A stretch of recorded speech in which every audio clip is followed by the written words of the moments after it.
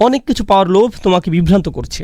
আপনি সবসময় ভাবেন আমার তো যথেষ্ট নেই, আমার আরও দরকার, আমার কেবল ভাড়া বাসা আছে, কিন্তু আমার নিজের একটা বাসা দরকার, আমার একটা পুরাতন গাড়ি আছে, আমার একটা নতুন গাড়ি দরকার, আমার কেবল এইটুকু সঞ্চয় আছে, আমার আরও বেশি সঞ্চয় দরকার, আমার কেবল একটা ব্যবসা আছে, আমার আরও একটা ব্যবসা শুরু করা উচিত, আমার কেবল এইটুকু আছে, আমার আরও বেশি দরকার। সবসময় আপনি অনেক অনেক বেশি পাওয়ার আশা করেন। আপনার মন সবসময় এইসব আকাঙ্ক্ষায় ব্যস্ত থাকে, আর আপনি গুরুত্বপূর্ণ কিছুর ভাবনা থেকে উদাসীন হয়ে পড়েন। এটা হচ্ছে প্রথম অর্থ। তাকাসুরের দ্বিতীয় অর্থ হচ্ছে অনেক পাওয়ার জন্য প্রতিযোগিতা করা। প্রথম অর্থ ছিল নিজের জন্য অনেক বেশি চাওয়া। দ্বিতীয় অর্থ হচ্ছে অনেক পাওয়ার জন্য অন্যদের সাথে প্রতিযোগিতা করা। সে কিভাবে আমার চেয়ে বেশি পেল, আমার চেয়ে তার বেশি কিভাবে? ভাই, সে আমার চেয়ে ভালো চাকরি করে, আমার ওকে ধরা উচিত, আমার ওকে হারাতে হবে। আপনার অফিসে আপনার চেয়ারে বসে আছেন, আপনার পাশে যে বসে আছে তার চেয়ারটা আপনার চেয়ারের চেয়ে উন্নত। আপনি দেখে ভাবলেন তার চেয়ারটা কিভাবে আমার চেয়ে সুন্দর, সে কিভাবে এটা পেল। এটা খুবই সামান্য জিনিস, কিন্তু আপনি এভাবেই ভাবেন। তার হয়তো একটা সুন্দর মাউস আছে, তার মাউস প্যাডটা ঝকঝকে, তার টেবিলের পাশে সুন্দর জানালা আছে, আমার এখানে তো জানালা নেই। এটা হতে পারে খুবই সামান্য কোনো বিষয়, খুব ক্ষুদ্র পরিসরে। একজনের চাকরি হয়তো বিল্ডিং পরিষ্কার করা, তার ঝাড়ুটা হয়তো পরিষ্কার। আরেকজন দেখে ভাবল, ভাই রে, তার ঝাড়ুটা আমার চেয়ে সুন্দর।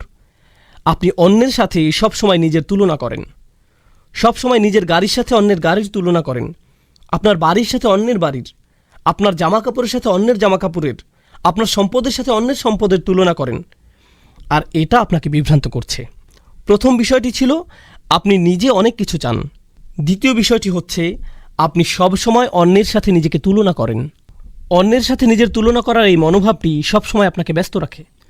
বলে রাখি, এই মনোভাবটি সামাজিক আচার অনুষ্ঠানেও প্রকাশ পায়। তাদের বিয়ে এরকম ছিল, তাহলে আমাদের বিয়ে কেমন হবে? আমাদের পরিবারের বিয়েটা তাদের চেয়েও জাঁকজমক হতে হবে। তারা এই হল ভাড়া নিয়েছে, আমরা এর চেয়েও দামি হল ভাড়া করব। এত এত ভাড়া দিয়ে তাদের বিশাল অঙ্কের ঋণ হয়েছে, আমরা এর চেয়ে বেশি খরচ করে তার চেয়ে বিশাল অঙ্কের ঋণ মাথায় নিব। মূল বিষয়টা হচ্ছে এই প্রতিযোগিতা। সব সময় এমন হয়, এটা সব সময় হয়। আর হ্যাঁ, এটা তো অমুসলিমদের মধ্যেও হয়ে থাকে। এটা তো শুধু মুসলিমদের মধ্যেই হয়, অবশ্যই তা নয়। আল্লাহ এখানে সমগ্র মানুষের সাথে কথা বলছেন। কে প্রমোশন পেতে চায়? ভাই, তার প্রমোশন না হোক, আর যদি তার হয় তাহলে তার হলো কেন, আমার কেন হলো না? যখন অন্য একজনের প্রমোশন হয় তার মানে এই না যে আপনি কম পাবেন। এরপরেও আপনার বাসায় খাবার থাকবে, কিন্তু এটা মানুষের প্রকৃতিগত স্বভাব। এমনকি এটা বাচ্চাদের মধ্যেও হয়ে থাকে। মনে করেন আপনার 2টি বাচ্চা আছে, এদের একজনের খাতায় তার শিক্ষক স্টার দিয়েছেন, আর অন্যজনের খাতায় স্টার দেননি। তিনি হয়তো অন্য কারো খাতায় দিয়েছেন। আপনি হয়তো বাচ্চাদের নিয়ে গাড়ি করে বাসায় ফিরছেন, সে বলল, আমি একটা স্টার পেয়েছি। অন্যজন হতাশ হলো, আমি কিছুই পাইনি। এখানে লক্ষ্য করার বিষয় হলো, সে স্টার পাক বা না পাক, প্রথম শিশুটি কি এতে কষ্ট পেয়েছে? পায়নি। কিন্তু ইতোমধ্যেই তার মধ্যে কি দেখা যাচ্ছে? প্রতিযোগিতার মনোভাব। তার যা আছে আমারও তা চাই, সে যা পায় আমি যেন তাই পাই। এটা একটা স্বাভাবিক প্রবৃত্তি। তাই আল্লাহ আজ্জা জাল্লা এই আয়াতে এই মনোভাবটির প্রতি ইঙ্গিত করেছেন। তাহলে প্রথমটি ছিল বেশি চাওয়া, দ্বিতীয়টি হচ্ছে বেশি চাওয়ার ক্ষেত্রে প্রতিযোগিতা করা। এটা হচ্ছে দ্বিতীয় অর্থ। আসুন এবার তৃতীয় অর্থটি জানি। তৃতীয় অর্থটি হলো বেশি পাওয়ার কারণে অহংকার করা, আত-তাফাখুর মা আত-তাকাসুর। আপনার অনেক থাকার কারণে গর্ব করা। অর্থাৎ যখন কেউ আপনার কাছে আসে, সে হয়তো কোনো কিছু নিয়ে কথা বলছে, আপনি হুট করে বলে বসলেন, ও হ্যাঁ, আমি তো ওখান থেকে গ্র্যাজুয়েশন করেছি। ওহো, বলে রাখি, এই গাড়িটা আমি মাত্র 2 মাস আগে কিনেছি, খুব ভালো দামে পেয়েছি, মাত্র 37 লাখ, ইত্যাদি ইত্যাদি। সে কি আপনাকে জিজ্ঞেস করেছে আপনার গাড়ি আছে কিনা? সে তো জিজ্ঞেস করেনি, কিন্তু কোনো কারণ ছাড়াই আপনার তাকে বলতে ইচ্ছে হয়েছে। কারণ তাকাসুর থেকে আমরা বুঝতে পারছি এটা কেবল এমন নয় যে শুধু আপনার থাকলেই হবে, বরং আপনি অন্যদেরকে এটা বলতে স্বাচ্ছন্দ্য বোধ করেন। আপনি অন্যদের জানাতে চান যে আপনি খুব ভালো চাকরি করছেন, আপনার এটা আছে, ওটা আছে। তাহলে 3টি বিষয় হলো, তাই না? এবার আসুন চতুর্থ বিষয়ে। আরবিতে বাবে তাফাউলের 2টি বিষয় রয়েছে। এতে আছে মুফাআলা, যার অর্থ মানুষ একে অপরের সাথে প্রতিযোগিতা করছে। আমরা এটা জেনেছি তাকাসুরের চতুর্থ বিষয়টি হচ্ছে এমন কিছু যা ভাগ করে নেওয়া যায়। তাআওয়ানু, শুধু প্রতিযোগিতা নয়, বরং একে অপরের সহযোগিতা। চতুর্থ বিষয়টি থেকে বোঝা যায় আপনাদের সবারই এটা আছে। আমাদের সবারই বেশি পাওয়ার আকাঙ্ক্ষা আছে। এমন নয় যে একজনের নেই অপরজনের আছে। আমাদের প্রত্যেকেরই বেশি পাওয়ার আকাঙ্ক্ষা আছে। আমাদের প্রত্যেকেরই এটা আছে। আর অনেক অনেক বেশি পাওয়ার আকাঙ্ক্ষাই, একে অপরের সাথে প্রতিযোগিতা করার ইচ্ছাই আমাদের সবাইকে এক করেছে। বলে রাখি, এটা এমন একটি সার্বজনীন বিষয় যা বিভিন্ন ধর্মের, ভিন্ন বর্ণের, ভিন্ন জাতির, ভিন্ন বয়সের মানুষকে এক করেছে।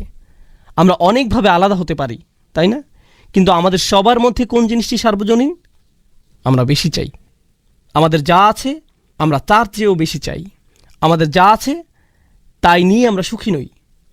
আর আল্লাহ বলেন, এই মনোভাব, এই চিন্তা প্রক্রিয়া আপনাকে বিভ্রান্ত করেছে, আপনাকে ভুলিয়ে দিয়েছে। কিন্তু আরবিতে যখন ইলহা শব্দটি ব্যবহৃত হয় তখন এই প্রশ্নটি চলে আসে যে কিসের থেকে ভুলিয়ে দিয়েছে? আচ্ছা, বুঝলাম আমাকে ভুলিয়ে দিয়েছে। আপনি যখন আমাকে ভুলিয়ে দিয়েছে বলেন, স্বাভাবিকভাবে একটা প্রশ্ন চলে আসে, কিসের থেকে ভুলিয়ে দিয়েছে? আমি কাজের কথা ভুলে গিয়েছি, আমি স্কুলের কথা ভুলে গিয়েছি, আমি কিসের কথা ভুলে গিয়েছি? এটি জানতে হলে আরবিতে একটি আন যোগ করতে হয়। আমি আপনাদের যে আয়াতটি বলেছি, লা তুলহিকুম আমওয়ালুকুম ওয়ালা আওলাদুকুম, এরপর আল্লাহ যোগ করলেন আন যিকরিল্লাহ। আপনার সম্পদ ও সন্তান যেন আপনাকে ভুলিয়ে দিতে না পারে। কিসের থেকে? আল্লাহর স্মরণ থেকে। এখানে কিছু একটা থেকে বলা হয়েছে, এখানে বাড়তি তথ্য যোগ করা হয়েছে। এই তথ্যটি দিয়ে আপনাদের উত্তর দেওয়া হয়েছে। এখন এই সূরায় আল্লাহ আযজা জাল্লা আন আইশাইইন বলেননি। তিনি কি বলেছেন? আমাদের ভোলার ব্যাপারে তিনি কি বলছেন? এখানে তিনি উন্মুক্ত রেখেছেন। উন্মুক্ত রাখার মাহাত্ম্য হচ্ছে এটা ইতলাকে পরিণত হয়েছে, এটা শর্তহীন হয়েছে। আপনি নিজে খুঁজে বের করুন। আল্লাহ চান যেন আমরা নিজে খুঁজে বের করি আমরা কি থেকে ভুলে আছি। কিছু আলেম মন্তব্য করেছেন, প্রথমত আমরা সত্য থেকে ভুলে আছি, যে আমাদের সত্যের পথে ডাকছে, আমরা তার প্রতি উদাসীন আছি। সে আপনাকে গুরুত্বপূর্ণ কিছুর প্রতি ডাকছে। ভাই, আমি কাজে ব্যস্ত আছি। কেউ আপনার কাছে এসে বলল, ভাই চলো আমরা কোরআন থেকে কিছু শিখি, চলো আমরা নবী সাল্লাল্লাহু আলাইহি সাল্লামের সুন্নাহ থেকে কিছু শিখি। ভাই, আমি এখন ব্যস্ত। আর আল্লাহ তাআলা বলছেন, আপনার এই ব্যস্ততা আসলে কেবল উদাসীনতা, আর এটাই আপনাকে সত্য থেকে দূরে রেখেছে। এটা আপনাকে সত্য থেকে দূরে রেখেছে। এটা একটা মন্তব্য, সত্যের প্রতি উদাসীন থাকা। তাফসিরে আমরা আলেমদের আরেকটি মন্তব্য পাই, সেটা হলো নিজেকে ভালোভাবে দেখা থেকে দূরে থাকা, মুহাসাবা। এটা আপনাকে নিজেকে দেখা থেকে ভুলিয়ে দিয়েছে। আমি আমার জীবনে কি করছি, আমি কিসের পিছনে ছুটছি।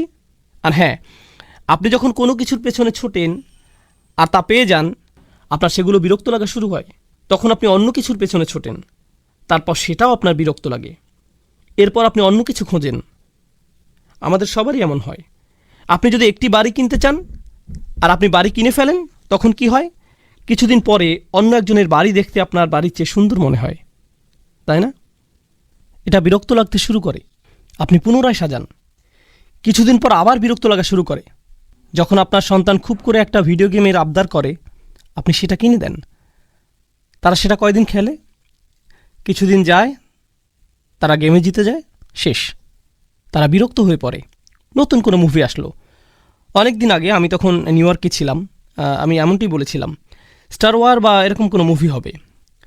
এর আগেরটা সম্ভবত 70-এর দশকে বের হয়েছিল। এরপরে তার সিকুয়েল বের হলো। জানি না এখন এমন হয় কি না। নিউ ইয়র্কের রাস্তায় বিশাল হুলস্থুল লেগে গিয়েছিল। কেবলমাত্র একটি হলে সেটা রিলিজ পেয়েছিল, আর সেটার লাইন এত লম্বা ছিল যে হজের জন্য পাসপোর্টের লাইনের চেয়েও সেটা কয়েক গুণ বড় ছিল। অসংখ্য মানুষ সেই মুভি দেখার জন্য লাইনে দাঁড়িয়েছিল। সারা রাত তারা দাঁড়িয়ে যেন কিয়াম করছে, যেন সেই মুভিটা দেখতে পারে। তারা সেই মুভির জন্য সব কিছু ছেড়ে লাইনে দাঁড়িয়েছিল। কেউ কেউ তো মনে হচ্ছিল যেন ইসলামের পোশাক পরা ছিল। তারা স্টার ওয়ার্সের বিভিন্ন জামা কাপড় পরে, মুখে ছবি এঁকে, হই হুল্লোড় করে লাইনে দাঁড়িয়েছিল, যেন তারা মুভিটা দেখতে পারে। তারা তখন অন্য কিছুই চায়নি। আপনি যদি তখন সেই মুহূর্তে তাদেরকে কোনো কিছু নিয়ে বলেন, আপনি যদি বলেন আপনি কি এই কাজটা করবেন বা অন্য কিছু করবেন, না না না না, আমি এখন লাইনে দাঁড়াবো। যখন তাদের মুভি দেখা শেষ হয়, বের হয়ে তারা কি বলে, এর চেয়েও ভালো হতে পারতো, না অতটা ভালো ছিল না, স্পেশাল ইফেক্টগুলো কিছুটা রংচঙে ছিল, এটা সেটা। ভাই, আপনি এটা এত বেশি করে চেয়েছিলেন, আর কি হলো? আপনি বিভ্রান্ত হয়েছেন। আপনি ভেবেছেন এটা আপনাকে সুখী করবে, আর এজন্যই আপনি এটা করেছেন। আর যখন আপনি এটা শেষ করলেন, আপনি কি সুখী হয়েছেন? না, আপনি তখন অন্য কিছু নিয়ে পড়ে গিয়েছেন। ভাই, এখন আমাকে তৃতীয়টির জন্য অপেক্ষা করতে হবে। এখন আপনি পরবর্তীটার জন্য অপেক্ষা করছেন। তাহলে আপনি নিজেকে বিভ্রান্ত করেই যাচ্ছেন। আপনি একটু থেমে নিজেকে জিজ্ঞেস করছেন না, ভাই আমি তো কখনোই তৃপ্ত হচ্ছি না। যখনই আমি কিছু পেয়ে যাই, তারপর আমার অন্য কিছু দরকার হয়। আমি কখনোই তৃপ্ত হই না, আমার প্রয়োজন ফুরায় না। তাহলে এটা আপনাকে আপনার নিজের দিকে তাকানো থেকেও দূরে রাখে। এটা আপনাকে আপনার জীবনের উদ্দেশ্যের প্রতি তাকানো থেকে দূরে রাখে। এই বিভ্রান্তি, এই চাহিদা, এই প্রতিযোগিতা আপনাকে এই প্রশ্ন থেকে দূরে রাখে যে আমি কেন এই পৃথিবীতে এলাম। এখানে আমার কাজ কি শুধু একটা কিছুর পেছনে ছোটা, এরপর অন্য কিছুর পেছনে ছোটা, তারপর আরেকটা কিছুর প্রতি ছোটা, তারপর কবরে চলে যাওয়া? এইগুলোই। এই জন্যই কি আমি এখানে এসেছি? এই জন্যই কি আমাকে এখানে পাঠানো হয়েছে? কারণ পশু পাখিরা এইসব করে। তারা খায়, তারপর তারা আবার ক্ষুধার্ত হয়ে পড়ে, তাই তারা আবার খায়, এরপর আবার ক্ষুধার্ত হয়ে পড়ে। এরপর একটা পশুর সাথে আমার পার্থক্য কি? যদি এজন্যই আমি এখানে এসে থাকি, তাহলে একটা পশুর সাথে আমার পার্থক্য কী রইল? কিন্তু আপনি এই প্রতিযোগিতায় এতই ব্যস্ত হয়ে পড়েছেন যে আপনি নিজেকে এই প্রশ্নটি করার সময়টাও পান না। যদি আপনি ভেবেও থাকেন, তা কেবল একটা ভাসমান চিন্তা, এমন কিছু নয় যা নিয়ে আপনি সত্যিই চিন্তিত হয়ে পড়বেন। আমরা আলেমদের আরও কিছু মন্তব্য দেখি। এটা আপনাকে এই সংবাদ থেকে দূরে রাখে, অর্থাৎ কোরআন থেকে দূরে রাখে। কোরআনের মাধ্যমে আপনার চোখ খুলে যাওয়ার কথা ছিল। এর মাধ্যমে আপনি আপনার জীবনের উদ্দেশ্য খুঁজে পাওয়ার কথা ছিল। এর মাধ্যমে আপনি নিজের অন্তরের সমস্ত খুঁটিনাটি আপনি পর্যবেক্ষণ করবেন, এটাই হওয়ার কথা ছিল। এটা আপনার নিজেকে নিজের সামনে পেশ করার কথা ছিল। কিন্তু এই কোরআনের জন্য আপনার সময় নেই, কারণ আপনি তাকাসুরে খুব ব্যস্ত। এটা আপনাকে বিভ্রান্ত করেছে। তবে সবচেয়ে অসাধারণ মন্তব্যটি বলতে গেলে, গত সূরাটি কী ছিল আপনাদের মনে আছে? সূরা করিয়া, আল করিয়া, জোরে করা নাড়া শব্দ, শুরুতে আর শেষে হাবিয়া। আল্লাহ বলেন আলহাকুমুত তাকাসুর। এটা এত বড় বিভ্রান্তি যে এমনকি এটা আপনাকে আল করিয়া থেকেও দূরে রাখে। পুরো পৃথিবী একদিন কেঁপে উঠবে, এমন সত্য থেকে এটা আপনাকে দূরে রাখে। জাহান্নামের আগুন আমাদের সামনে চলে আসবে। কিছু মানুষের পাল্লা ভারী হবে, কিছু মানুষের পাল্লা হালকা হবে। যে পরম সত্য সম্পর্কে আপনি জেনেছেন, আপনি মুখস্থ করেছেন, যা আপনি তিলাওয়াত করেন। আমাদের অনেকেই সূরাটি তিলাওয়াত করেন, কারণ সূরাটি বেশ ছোট আর আমাদের সময় কম, তাই আমরা এই সূরাটি পড়ি। যদিও আমরা এটা পড়ি, তবুও আমরা এই বাস্তবতা থেকে দূরে সরে আছি। এটা কিভাবে সম্ভব? আলহাকুমুত তাকাসুর, সুবহানাল্লাহ। সূরার শুরুতেই আল্লাহ এমন ঘোষণা দিয়েছেন। এখন আসুন এই আয়াত সম্পর্কে আলেমদের আরও কিছু মন্তব্য দেখি। প্রথমে আমরা এই সূরার সাথে সূরা আদিয়াতের সম্পর্ক আলোচনা করব। আপনাদের মনে আছে সূরা আদিয়াতে আমরা দুনিয়ার প্রতি আমাদের মনোভাব নিয়ে পড়েছিলাম? এই সূরাতেও তাই। ওই সূরাটিতে আল্লাহ বলেন ইন্নাল ইনসানা লিরব্বিহি লাকানুদ, নিশ্চয়ই মানুষ তার রবের প্রতি বড়ই অকৃতজ্ঞ। ওয়া ইন্নাহু আলা যালিকা লাশাহিদ, আর নিশ্চয়ই সে এই বিষয়ে সাক্ষী। ওয়া ইন্নাহু লিহুব্বিল খৈরি লাশাদীদ, আর নিশ্চয়ই সে ধন সম্পদের প্রতি খুবই আসক্ত। দুনিয়ার সব কিছু খুবই আকর্ষণীয়। এখন আল্লাহ এখানে বলছেন এসবের প্রতি তোমার ভালোবাসা অনেক বেশি। তিনি আগের সূরায় এমনটি বলেছিলেন। এই সূরায় তিনি কি বলছেন? তিনি বলছেন এসবের প্রতি তোমার ভালোবাসা এতটাই গভীর যে এগুলো তোমাকে ভুলিয়ে দিচ্ছে। তাহলে এখানে তিনি পরবর্তী অবস্থার কথা বলছেন। সেটা কি? এটা আপনাকে ভুলিয়ে দেয়। এই দুইটি প্রত্যক্ষ সম্পর্কযুক্ত। জামাকশারি মন্তব্য করেছেন ইদা শাগালাত, অর্থাৎ এই চাওয়ার আশা তোমাকে ব্যস্ত রাখে। শুধুমাত্র আপনার মনেই নয়, বরং আপনার আচরণেও এটা আপনাকে ব্যস্ত রাখে। তিনি কাফিরদের এভাবে সংজ্ঞায়িত করেছেন আত্তাবারি ফিল কাসরা আত্তাবাহি বিহা, নিজের অনেক আছে, এটা মানুষকে দেখিয়ে বেড়ানো, সেই সাথে এটা দেখিয়ে গর্ব অনুভব করা। যেমন কেউ বলল আমাদের অনেক কিছু আছে, এটা শুনে অন্যজন বলল না আমাদের তার চেয়েও বেশি আছে। এভাবে কার বেশি আছে আর কার কম আছে এর হিসাব করতে করতে আপনার জীবন অতিবাহিত। সুবহানাল্লাহ। শাওকানি রহমাহুল্লাহ তাকাসুর নিয়ে মন্তব্য করেছেন, তারা একে অপরকে কার কি বেশি আছে সেটা দেখিয়ে বেড়ায়। খুবই গুরুত্বপূর্ণ কথা বলেছেন। তিনি বলেছেন, এখানে বিভ্রান্তি বলতে টাকা পয়সা অথবা সন্তানটিকে বোঝানো হতে পারে। আল্লাহ যে বিভ্রান্তির কথা বলেছেন তা হলো সম্পদ আর সন্তান। তিনি কেন এমনটি বললেন? আরেকটি জায়গায় ইলহা কিভাবে ব্যবহৃত হয়েছে? আল্লাহ বলেন, লা তুলহিকুম আমওয়ালুকুম ওয়ালা আওলাদুকুম। বিভ্রান্তি বলতে কোরআনের সম্পদ ও সন্তানকে বোঝানো হয়েছে। এটা এক জায়গায় এসেছে। অন্য জায়গায় আমরা তাকাসুরের বর্ণনা পাই। সূরা হাদীদে আল্লাহ বলছেন, তাকাসুরুন ফিল আমওয়ালি ওয়াল আওলাদ। তাহলে আয়াতের প্রথম শব্দ ইলার সাথে আমরা আমওয়াল ও আওলাদ এই দুটি শব্দ পাই। দ্বিতীয় শব্দ তাকাসুরের সাথেও আমরা আমওয়াল ও আওলাদ পাই। আমরা এই উভয় ক্ষেত্রেই পাই। তাহলে সম্পদ ও সন্তান উভয়ই আমরা বেশি চাই। কিন্তু আমরা দেখছি যে আমাদের জীবনের আসল উদ্দেশ্যের দৃষ্টিকোণ থেকে এই দুইটি আমাদের জন্য বিভ্রান্তি। এগুলো হতে পারে বড় বিভ্রান্তির কারণ। তাকাসুর ফিল আওলাদ, এটা নিয়ে ছোট একটা সন্দেহ নিরসন করা প্রয়োজন। সন্তানের ক্ষেত্রে বেশি যাওয়ার ব্যাপারে এটা দিয়ে কয়েকটি বিষয় বোঝায়। এটা কেবলমাত্র বেশি সন্তান নেওয়াকে বোঝায় না। বেশি বলতে অনেক সন্তান থাকাকেই শুধু বোঝায় না। আমরা এমন একটি সময়ে আছি যখন মানুষ চিন্তা করে যে বেশি সন্তান নেওয়া অর্থনীতির পক্ষে ক্ষতিকর, তাই না? এমনকি কিছু দেশ তো আছে যাদের এমন নিয়ম রয়েছে যে আপনি নির্দিষ্ট সংখ্যক সন্তানের বেশি নিতে পারবেন না। তারা আল্লাহর হুকুমের সাথে খেলতে গিয়ে নিজেরাই উল্টো ধরা খায়। কেন তারা বেশি সন্তান নিতে আপত্তি জানিয়েছে? তারা বেশি সন্তান নিতে চায়নি কারণ তাদের সেই সামর্থ্য নেই, তাদের অর্থনীতির সেই সামর্থ্য নেই। এখন কি হচ্ছে? যেমন চায়নার কথাই ধরুন, এখন সেখানে নতুন অর্থনৈতিক বিপর্যয় সৃষ্টি হয়েছে। আমাদের দেশের অবকাঠামোগত চাহিদা মেটানোর জন্য যথেষ্ট জনবল নেই, কারণ আমরা জনসংখ্যা বাড়তে দেইনি। তাই সেখানে এখন নতুন ধরনের অর্থনৈতিক বিপর্যয় দেখা যাচ্ছে, জনসংখ্যা রোধ করে, যেটা তারা নিজেরাই সৃষ্টি করেছে। সুবহানাল্লাহ। তাহলে এখানে উভয়টিই এসেছে আল্লাহর হুকুম অমান্য করার কারণে। যাই হোক, এর দ্বিতীয় অর্থটি হলো, যখন আল্লাহ বলেন তাকাসুর ফিল আওলাদ, এটা দিয়ে বোঝায় আপনি আপনার সন্তানের জন্য বেশি চান। অর্থাৎ আমার অন্যদের চেয়ে বেশি পেতে হবে। এই প্রতিযোগিতা আপনার সন্তানের মধ্য দিয়ে প্রকাশ পায়। আপনি বলেন আমার সন্তান যেন অন্য সন্তানদের চেয়ে বেশি পায়, আমার ছেলে যেন দলে সুযোগ পায়। অন্য একজন সুযোগ পেল, কেন সে সুযোগ পেল? আমার ছেলে পরীক্ষায় বি পেয়েছে, কেন সে বি পেল? আমি শিক্ষকের নামে অভিযোগ দেব। তার সন্তান কিভাবে এ প্লাস পেল? তার ছেলে আমার ছেলের উপরে কিভাবে? আপনার ছেলে বি পেয়েছে তার নিজের কারণে, এর সাথে তার ছেলের কোনো সম্পর্ক নেই। কিন্তু আপনি সব সময় আপনার সাথে অন্যের তুলনা করতে থাকেন, সব সময় তুলনা করেন। এটা শুধু আপনার ছোট মানসিকতার পরিচয় নয়, আপনার সন্তানের উপরও এর প্রভাব পড়ে।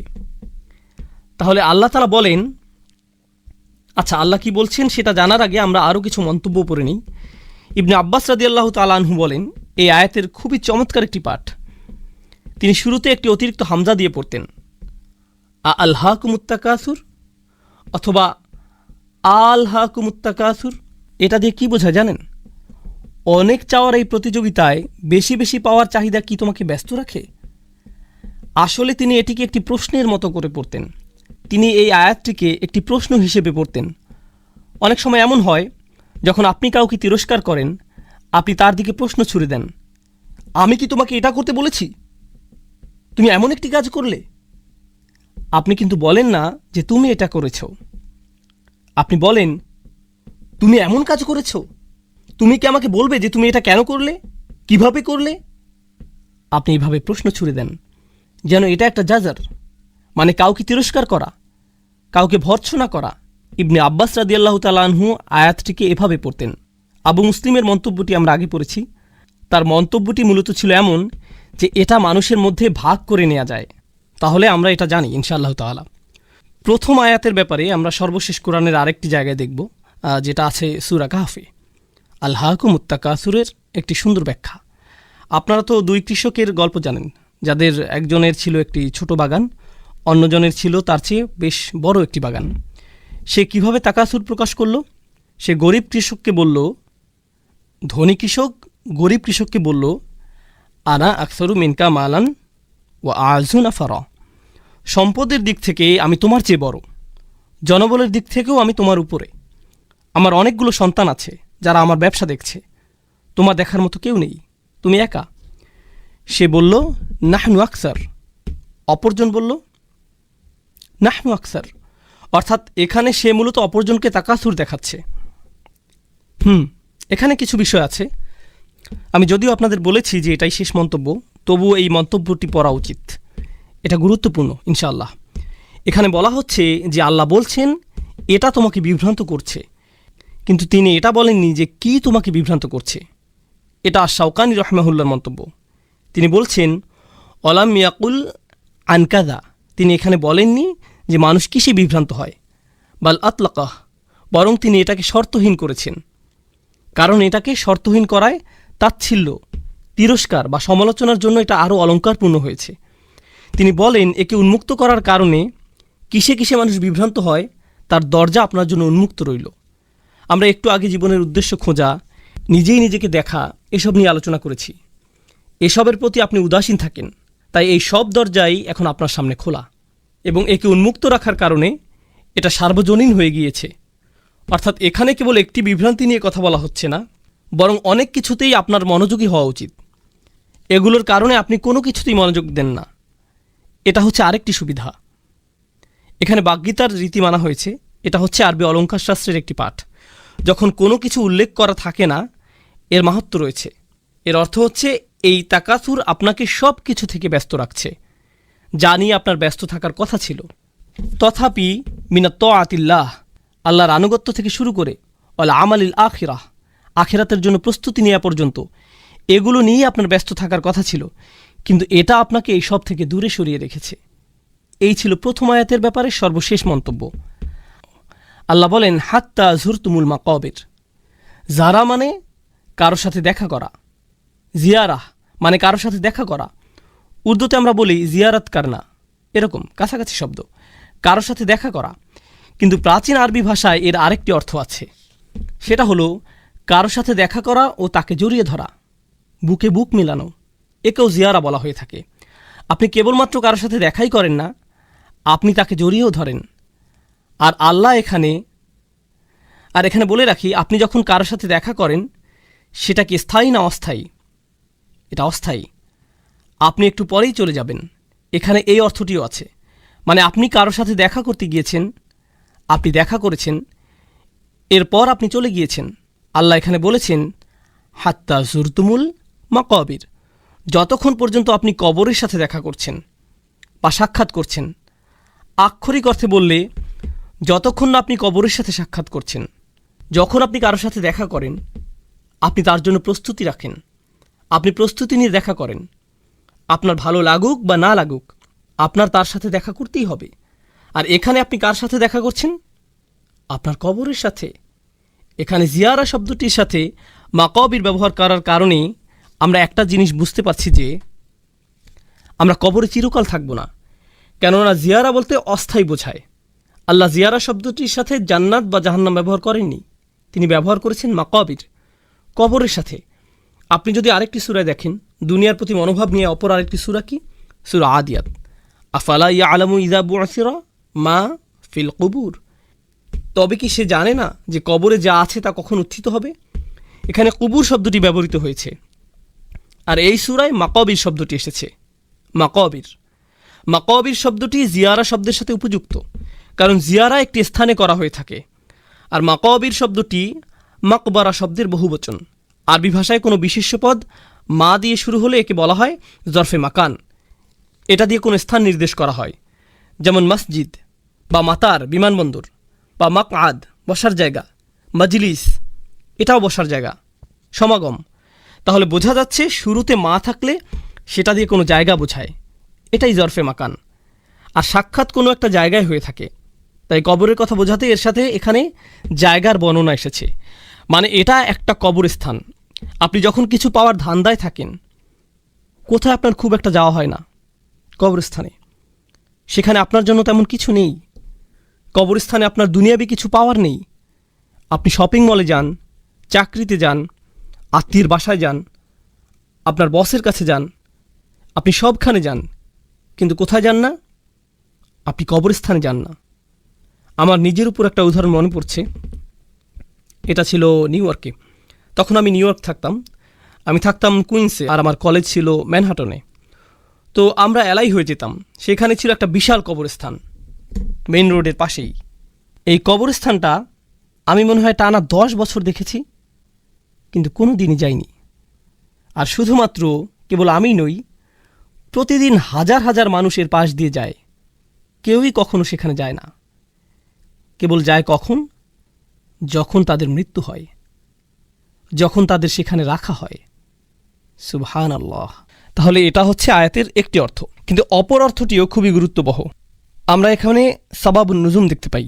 আপনারা জানেন যে কিছু আয়াতের ঐতিহাসিক প্রেক্ষাপট থাকে। আর ওই সময়ের অর্থ কী ছিল? যেহেতু আলেমদের মতে তৎকালীন সময়ে কিছু গোত্র ছিল যারা সবসময় অন্য গোত্রগুলোকে তুচ্ছ করত। তোমাদের চেয়ে আমাদের বেশি মানুষ আছে, তোমাদের চেয়ে আমাদের বেশি অস্ত্র আছে, আমাদের যারা মারা গিয়েছে তারা তোমাদের মৃতদের চেয়ে সেরা। তারা কবরস্থানে যেত আর বলতো, আমাদের গোত্রে ইনি ছিলেন আর ইনি এটা এটা করেছেন। তোমাদের গোত্রে কি কেউ কখনো এমন করেছেন? তারা এভাবে কবরে গিয়ে একে অপরের সাথে প্রতিযোগিতা করত। তারা বলতো, তোমাদের কি এমন কেউ ছিল? এখনকার সময় আমরা বলি, আমাদের ইতিহাসে ইনি ছিলেন, অমুক ছিল, তমুক ছিল। ইতিহাসের নায়কদের নিয়ে গর্ব করা। তারা যেভাবে সত্যি সত্যি কবরস্থানে গিয়ে কবর দেখিয়ে এভাবে বলতো, এনার মতো তোমাদের কেউ আছে, অমুকের মতো, তমুকের মতো। ভালোভাবে চিন্তা করে দেখলে বর্তমান সময়ে আমরা আমাদের ইতিহাসের নায়কদের নিয়ে এসব বলি। মুসলিমরা সালাউদ্দিনের কথা বলে, কিংবা সাহাবাদের কথা বলে। আমরা আমাদের ইতিহাসের নায়কদের নিয়ে গর্ব করি। এনাদের মতো কে আছে? আমি কি বলছি বুঝতে পারছেন? এখন সমস্যা হচ্ছে, আল্লাহ এখানে যে পয়েন্টটি তুলে ধরেছেন, প্রথমত হাত্তা জুরতুমুল মাকাবির, অর্থ হাত্তা ইয়াতিয়াকুমুল মাওতা বা কবিরতুম। আপনার মৃত্যু চলে এলো, আপনাকে কবরে নেওয়া হলো, আপনার নিজের কবরে যাওয়ার আগ পর্যন্ত আপনি বেশি পাওয়ার লোভ করেই যাচ্ছেন। কিন্তু এর অন্য অর্থটি হচ্ছে, আপনি কবরস্থানে যেতেন, আর যখন কবরস্থানে যেতেন কী হওয়ার কথা ছিল? আপনার মনে পড়ার কথা ছিল যে আপনি কোথায় যাচ্ছেন, কিন্তু আপনি কবরস্থানেই যাচ্ছেন একে অপরকে দেখিয়ে তুচ্ছ করার উদ্দেশ্যে। যেখানে এই কবরস্থানে যাওয়াই আপনার জীবনের উদ্দেশ্য বোঝার জন্য সবচেয়ে সহজ রাস্তা হবার কথা ছিল। আপনি যদি খুব বেশি ধার্মিক না হন, আপনি যদি খুব বেশি আখিরাত নিয়ে না ভাবেন, আপনি যদি বছরের পর বছর নামাজ না পড়েন, যদি কারো দাফনে যান, হয়তো আপনি এর আগে কখনো যাননি, জানাজার পর সব আনুষ্ঠানিকতা শেষে আপনি দাফন করতে গেলেন, আপনি যদি কেবল সেখানে যান, এটা আপনাকে একটা ধার্মিক অভিজ্ঞতা দেবে। শুধু কবরস্থানে হেঁটে কবরের নাম পরিচয়গুলো পড়লেই, অমুক মানুষ এত বছরে মারা গেছে, আরেকজন 20 বছরে মারা গেছে, আরেকজন হয়তো 6 মাসে মারা গেছে, আরেকজন দেখলেন 83 বছরে মারা গেছে, আরেকজন 31 বছরে মারা গেছে। নিজের বয়সে একজনকে পেলেন, একজন মহিলা, আরেকজন পুরুষ, আরেকজন মহিলা। আপনি এগুলো পড়ছেন আর কার কথা ভাবছেন? আপনার নিজের কথা। এটা আপনার চোখ খুলে দিবে। আপনার নিজের চোখ খোলার জন্য কবরস্থান অনেক ভালো জায়গা, নিজের দিকে তাকানোর জন্য এটা উপযুক্ত জায়গা। আর আমরা এমন মানুষ যে আমরা সেই কবরস্থানকেই কিনা তাকাসুরে পরিণত করেছি। আমরা এখানে থেকেও শিক্ষা নিতে পারি না, আমরা অন্ধ হয়ে পড়েছি। এজন্য এখানে অতীতকাল এসেছে। আল্লাহ এটা তোমাকে অন্ধ করেছে। এটা তোমাকে অন্ধ করবে তা নয়, এটা ইতোমধ্যেই তোমাকে অন্ধ করেছে। অন্যভাবে বললে, তোমাদের নিয়ে কোনো আশা নেই। যদি এখানে বলা হতো এটা তোমাদের অন্ধ করবে, সেখানে কিছুটা আশা ছিল। এটা হতেও পারে, নাও হতে পারে। হয়তো আমি পরিবর্তিত হব, কারণ আমার সেই যোগ্যতা আছে। কিন্তু যেহেতু ইতিমধ্যেই তা হয়ে গেছে, সুতরাং এখন আর কোনো আশা নেই। সুবহানাল্লাহ। এখন এখানে অনেক মুফাসসিরি মন্তব্য করেছেন, কিন্তু আমরা এখানে শাওকানির মন্তব্যটি পড়ব ইনশাআল্লাহ। এখানে তিনি বলেছেন, তারা সেই সব কবরস্থানগুলোতে যেত, ফায়াকুলুনা হাযা কবর ফুলান ওয়া হাযা কবর ফুলান ইফতাখিরুনা বিযালিক। তারা বলতো, এটা অমুক মহান মানুষের কবর, এটা তমুক মহান মানুষের কবর। তারা এটা বলে গর্ব করত। কাল্লা সাউফা তা'লামুন সুম্মা কাল্লা সাউফা তা'লামুন, একই আয়াত, পার্থক্য কি? শুরুতে সুম্মা আছে। সরল অনুবাদ হচ্ছে কাল্লা। প্রথমে কাল্লা শব্দটি দেখি। কাল্লা বিমাআনা হাক্কা। কাল্লা অর্থ অবশ্যই। শব্দগতভাবে কাল্লা অর্থ কোনো মতেই না, কোনোভাবেই না, কোনোভাবেই না। অর্থাৎ আপনার এই অন্ধত্ব চিরকাল থাকবে না, অবশ্যই থাকবে না। শীঘ্রই আপনি জেগে উঠবেন। আর যখন আপনি জেগে উঠবেন, আপনি নিজে থেকেই বলবেন, আমি কি করেছি, আমি কিভাবে এতটা অন্ধ হয়ে গিয়েছি। আপনি দেখবেন কিছু মানুষ আছে যারা দুনিয়ার মোহে এতটাই অন্ধ, আপনি যদি তাদের ঘুম ভাঙানোর চেষ্টা করেন, আপনি যদি তাদের জীবনের অর্থ বলার চেষ্টা করেন, তারা এটা শুনতেই আগ্রহী না। আপনি মনে মনে ভাবেন, ভাই, এই লোকটি কোনোদিন সত্য উপলব্ধি করবে না, একে নিয়ে কোনো আশা নেই, এই লোকটি কোনোদিনই বুঝবে না। আল্লাহ তাদের উদ্দেশ্যে বলেন, কাল্লা, না, একদিন সময় আসবে, অবশ্যই তারা শুনবে, কোনো অন্ধত্ব থাকবে না। আর এটা কিন্তু কবরে যাওয়ার পর, তাদের দাফনের পর। তাহলে কাল্লা সাউফা তাআলামুন প্রথম আয়াত, খুব তাড়াতাড়ি তুমি বুঝতে পারবে। সা তাআলামুন অর্থ শীঘ্রই তুমি বুঝতে পারবে, সাউফা তাআলামুন খুব শীঘ্রই তুমি এটা বুঝতে পারবে। মানে হচ্ছে তোমার মৃত্যু খুবই কাছে। এটা শুধু কাছে নয়, বরং খুবই কাছে। যখনই তোমার মৃত্যু আসবে, তুমি বুঝতে পারবে। আলী রাদিয়াল্লাহু তাআলা আনহু বলেন, আন-নাসু নিয়াম, মানুষ ঘুমাচ্ছে। তিনি বলেন, মানুষ ঘুমাচ্ছে, আর যখন তারা মৃত্যুবরণ করবে, তারা জেগে উঠবে। মরার পরই তারা জেগে উঠবে। এই আয়াতটি সম্পর্কে তিনি এমন মন্তব্য করেছেন রাদিয়াল্লাহু আনহু। তাহলে আমরা দেখতে পাচ্ছি, কাল্লা সাউফা তাআলামুন, শীঘ্রই তুমি বুঝতে পারবে। কখন বুঝতে পারবে? আপনি বুঝতে পারবেন যখন আপনি কবরে যাবেন। ভাই, আমার কি করা উচিত ছিল, আমার কি নিয়ে ব্যস্ত থাকা উচিত ছিল, আপনি খুব শীঘ্রই বুঝতে পারবেন যখন আপনি কবরে যাবেন। আর প্রশ্ন শুরু হয়ে যাবে। আপনি বুঝতে পারবেন যে আপনি কতটা অন্ধত্বে ডুবেছিলেন। এটা হচ্ছে প্রথমটি। এরপর আল্লাহ বলেন, সুম্মা কাল্লা সাউফা তাআলামুন, অতঃপর আবার সুম্মা কাল্লা সাউফা তাআলামুন। কয়েকজন আলেম মন্তব্য করেছেন, এই আয়াতটি শুধুমাত্র গুরুত্ব দেওয়ার জন্য ব্যবহৃত হয়নি। প্রথম আয়াতটি কবরে প্রশ্নের মুখোমুখি হওয়ার কথা বোঝাচ্ছে। তখন আপনি বুঝতে পারবেন আপনি কতটা ভয়ঙ্কর পরিস্থিতির মধ্যে ছিলেন।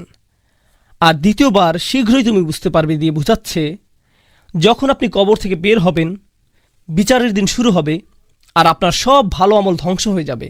আপনি আসল বাস্তবতা দেখতে পাবেন। তখন আপনি সত্যি সত্যি বুঝতে পারবেন আপনি কতটা মোহগ্রস্ত ছিলেন। পুরো আমলনামা আপনার সামনে থাকবে। দ্বিতীয়বারের আমলনামা প্রথমবারের চেয়ে আরও ব্যাপক আকারে থাকবে। কবরে আপনাকে প্রশ্ন করা হবে, কিন্তু সেখানে সব কিছু থাকবে না। যখন আপনি বিচারের দিনে উপস্থিত হবেন, আপনাকে কিভাবে জিজ্ঞেস করা হবে? সম্পূর্ণভাবে। যেহেতু দ্বিতীয়বারের জিজ্ঞাসা প্রথমবারের চেয়ে ভয়াবহ হবে, এজন্যই দ্বিতীয় আয়াতে সুম্মা শব্দটি সেই ভয়াবহতা বোঝাচ্ছে। সুম্মা দিয়ে কয়েকটি জিনিস বোঝায়। এটা তাহকিম যোগ করে, এটা তাহউইল যোগ করে, এটা দিয়ে গুরুত্ব বুঝায়, এটা দিয়ে ভয়াবহতা বুঝায়, এটা দিয়ে বাক্যের সম্পূর্ণতাও বুঝায়। তাহলে আল্লাহ আজ্জা জাল্লা বলছেন, কাল্লা সাউফা তাআলামুন সুম্মা কাল্লা সাউফা তাআলামুন। আল জামাখশারি খুবই চমৎকার একটা মন্তব্য করেছেন। তিনি বলেছেন, ইনজার আল ইয়াখাফু ফায়ালতাবিহু মিন গফলাতিহিম। এটা আল্লাহর পক্ষ থেকে একটা নিয়ামত, এটা একটা সতর্কবার্তা, যাতে তারা তাদের অন্ধত্ব ও মোহ কাটিয়ে উঠতে পারে। আর এই পুনরাবৃত্তির মাহাত্ম্য হচ্ছে, এখানে পুনরায় বলার কারণে আরও জোর দেয়া হয়েছে। আমি বলে দিচ্ছি, আমি তোমাকে বলে দিচ্ছি। এভাবে দুইবার বললে কেমন শোনায়? যে শুনবে সে পুরোপুরি সতর্ক হয়ে যাবে। ধরুন আপনার বাচ্চারা পার্কিংয়ে খেলছে, আপনি সত্যিই চান যে তারা খেলা বন্ধ করুক। থামো থামো থামো, আপনি একবার বলেন না, কয়েকবার বলেন, কয়েকবার বলেন। কথার গুরুত্ব বোঝাতে আপনি কি করেন? আপনি বারবার বলেন, তুমি বুঝতে পারবে, তুমি বুঝতে পারবে। কাল্লা সাউফা তাআলামুন সুম্মা কাল্লা সাউফা তাআলামুন। আল্লাহ যেভাবে আমাদের সতর্ক করেছেন, তা এই পুনরাবৃত্তির মাধ্যমে ফুটে উঠেছে। আল আউয়ালু আসাদ আরবিতে এভাবে ব্যবহৃত হয়ে থাকে। যেমন আকুল উলাক, সুম্মা আকুল উলাক, আমি বলে দিচ্ছি, ভাই আমি তোমাকে বলে দিচ্ছি। দ্বিতীয়বার বলতে হয়। আপনি এভাবে দুইবার বলেন। বিষয়টি হচ্ছে, এভাবে দুইবার না বললে এর তেমন প্রভাব পড়বে না, তারা এটাকে স্বাভাবিকভাবে নিবে। সুতরাং আপনাকে এমন শক্তভাবে বলতে হবে। আমাদের সমস্যা হচ্ছে, কোরআন আমাদের কাছে কেবলই একটা বই, আমরা এটা পড়ছি, কিন্তু কাফেরদের সামনে যখন কোরআন পাঠ করা হতো, তখন এটা বই আকারে পড়া হতো না। এটা কিভাবে উপস্থাপিত হতো? কথার মতো করে। আর যখন আপনি কিছু বলেন, আপনার শ্রোতা এর আবেগ অনুভূতি বুঝতে পারে, কিন্তু লেখার মধ্য দিয়ে এটা ততটা সহজ নয়, কিন্তু কথাই সম্ভব।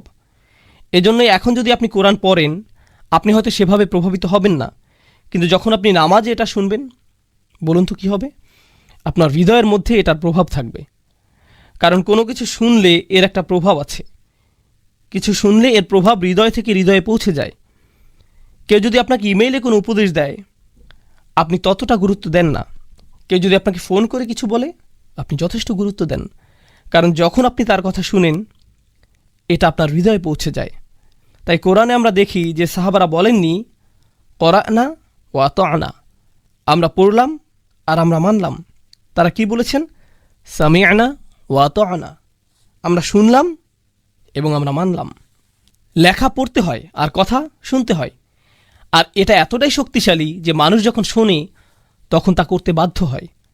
আমাদের দারসুল কোরআনের মাহাত্ম্য হলো, আমরা জানি কোরআনের উপর লেকচার হয়, জ্ঞানী ও যোগ্য আলেমরা এটা পরিচালনা করেন ইনশাআল্লাহ। এর একটি মাহাত্ম্য হচ্ছে এটা কোরআনেরই একটি সুন্নাহকে পুনরুজ্জীবিত করে। কোরআন প্রাথমিকভাবে পড়ার জন্য আসেনি, কোরআন প্রথমত শোনার জন্য এসেছে।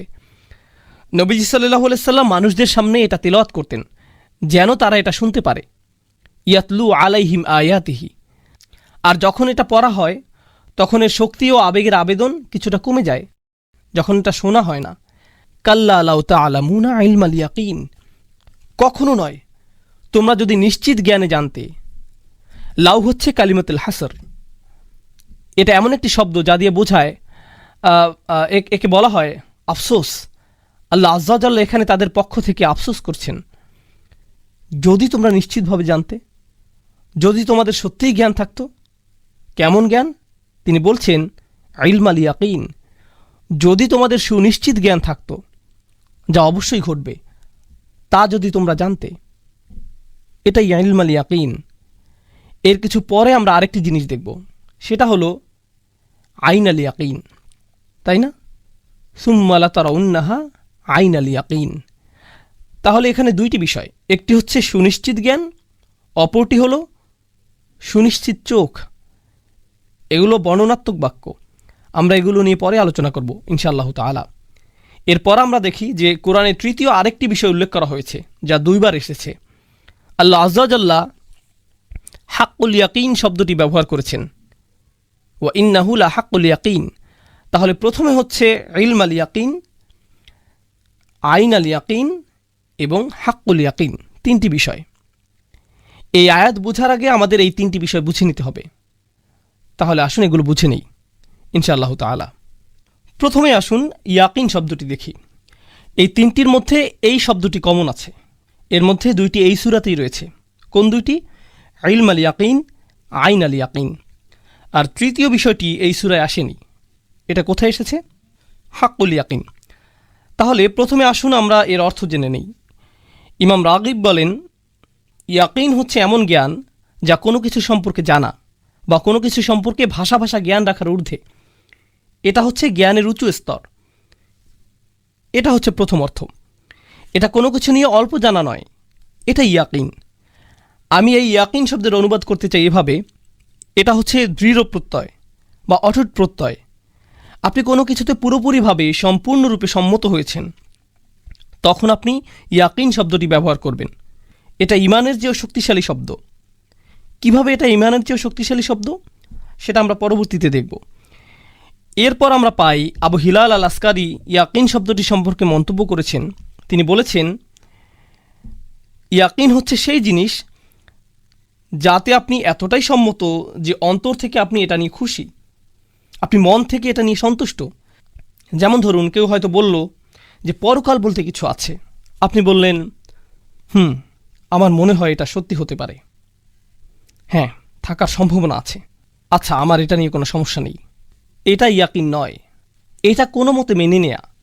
কিন্তু আপনি যখন জানেন যে এটা অবশ্যই আছে, অবশ্যই আছে, গতকাল যেমন ছিল তেমন, আপনি আমার সামনে বসে আছেন, এটা যেভাবে জানেন সেভাবে আখিরাতে বিশ্বাস করেন, তখন এটা ইয়াকিনে পরিণত হয়। আপনি অন্তরে এটা সাধারণভাবে বিশ্বাস করেন না, বরং অটুটভাবে বিশ্বাস করেন। এটাই হচ্ছে ইয়াকিনের প্রথম অর্থ।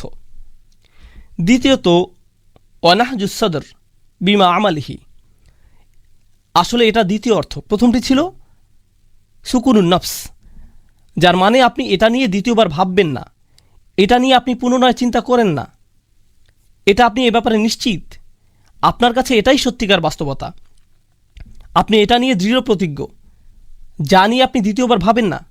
তাহলে এই হচ্ছে এর দুইটি মর্মার্থ। একটি হচ্ছে আপনি এটা নিয়ে দ্বিতীয়বার ভাববেন না, আর দ্বিতীয়ত আপনি এই বাস্তবতা নিয়ে পুরোপুরি সন্তুষ্ট। এখন কোরআনে ইয়াকিন শব্দটি কীভাবে ব্যবহৃত হয়েছে?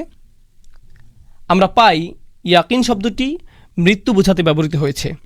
হাত্তা আতান আল ইয়াকিন ও আবুদ রব্বাকা হাত্তা ইয়াতিয়াকাল ইয়াকিন।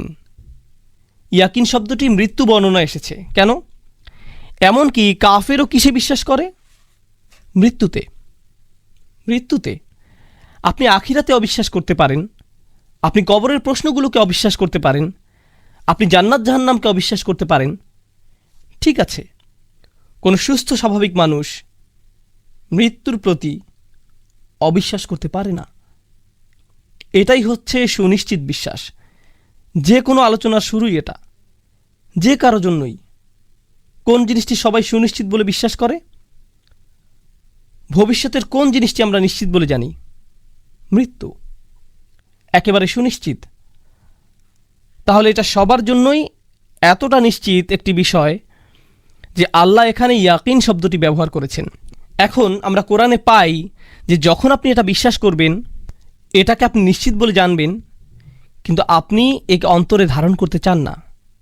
আমরা এমনটি কোরআনেও দেখতে পাই। আল্লাহ বলেন, যখন আপনি তাদেরকে শেষ সময়ের কথা বলেন, তারা বলে আচ্ছা, আমরা এটা নিয়ে ভেবেছি, শুধুমাত্র ভেবেছি, এর বেশি কিছু নয়। সময়ের কথা বলেন, তারা বলে আচ্ছা, আমরা এটা নিয়ে ভেবেছি, শুধুমাত্র ভেবেছি, আমার মনে হয় এটা হলেও হতে পারে, কিন্তু আমরা পুরোপুরি নিশ্চিত নই। অমা নাহনু বিমুস্তাইকিনিন, আমরা এ বিষয়ে দৃঢ় বিশ্বাসী নই। শুনে এটাকে বেশ চমৎকার মনে হচ্ছে ভাই, তোমাদের মুসলিমদের ধর্মবিশ্বাস খুবই চমৎকার মনে হচ্ছে, এভাবেই তারা বলে। কিন্তু তারা এটাকে ইস্তিকান করে না, তারা একে অন্তরে ধারণ করে না। তাহলে যার ইয়াকিন নেই সে এমন বেদনাদায়ক মন্তব্য করে। তাহলে এখন আসুন আমরা ইলম আল ইয়াকিন, আইন আল ইয়াকিন আর হাক্কুল ইয়াকিন এই সম্পর্কে জানি। আমি আপনাদের উদাহরণ দিয়ে বোঝাবো। আপনি হয়তো গাড়ি চালাচ্ছেন, হঠাৎ আপনি কিছু ধোঁয়া দেখলেন।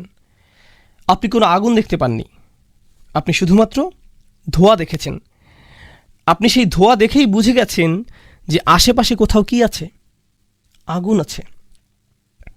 কিন্তু আপনি কি আগুন দেখছেন? না।